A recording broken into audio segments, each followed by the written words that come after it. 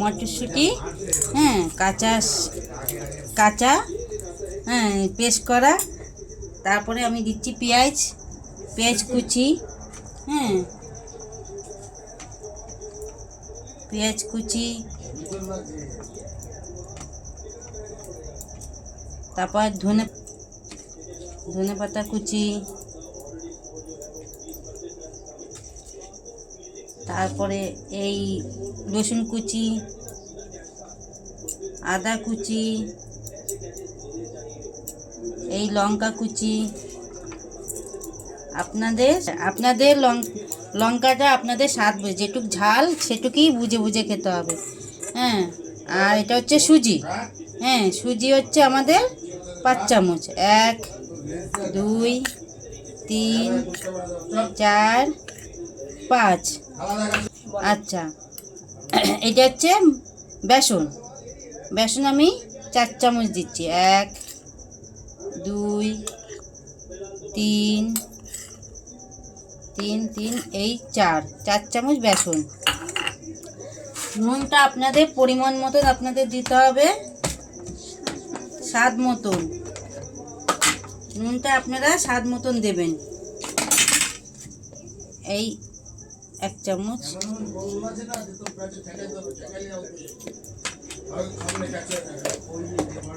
হলুদ বেশি না, সাধারণ, মানে এটা তো পকোড়া।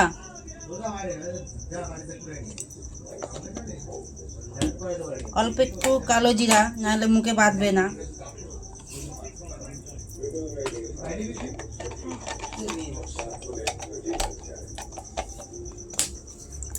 এই যে ফাটিয়ে দিলাম।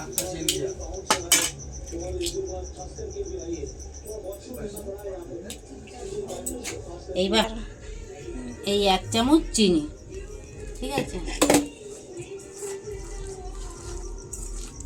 ভালো করে এটা মিক্স করে মেখে নিতে হবে ভালোভাবে, চটকিয়ে মাখা হয়ে গেছে একদম। এবারে আমি হাতে একটু সাজ করে নিই। এই যে বেশি মোটা করা যাবে না, কেননা এটা কাঁচা তো, ঠিক আছে।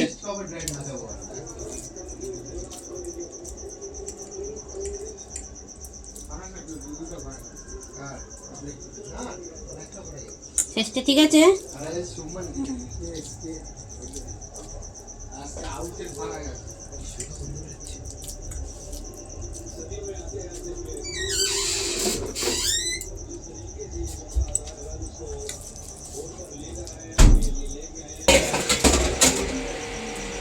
আপনারা এইভাবে গোল গোল করে নেবেন বেশ সাইজ মতন।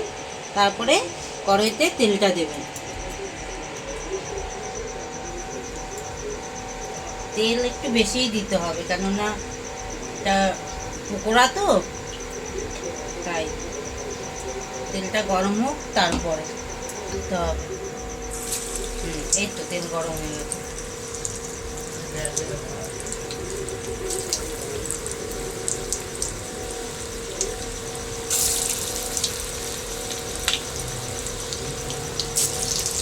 এবারে আস্তে আস্তে আপনারা উল্টিয়ে দেবেন।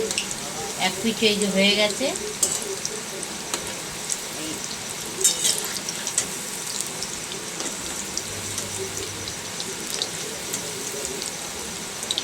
এক পিঠ হয়ে গেছে, যে বলবো। হ্যাঁ, আস্তে আস্তে এটা হোক। কড়াইশুঁটি পকোড়া আর এই যে গরম চা, হ্যাঁ, এই চা মুখে দিয়ে আর এই পকোড়া নিয়ে সন্ধ্যাবেলা টিফিন খেয়ে দেখবেন কেমন লাগে। আশা করি আপনাদের ভালোই লাগবে, খারাপ লাগবে না। হ্যাঁ, আর কমেন্ট, শেয়ার, লাইক করবেন, কারণ আমি তো নতুন, তাই জন্য।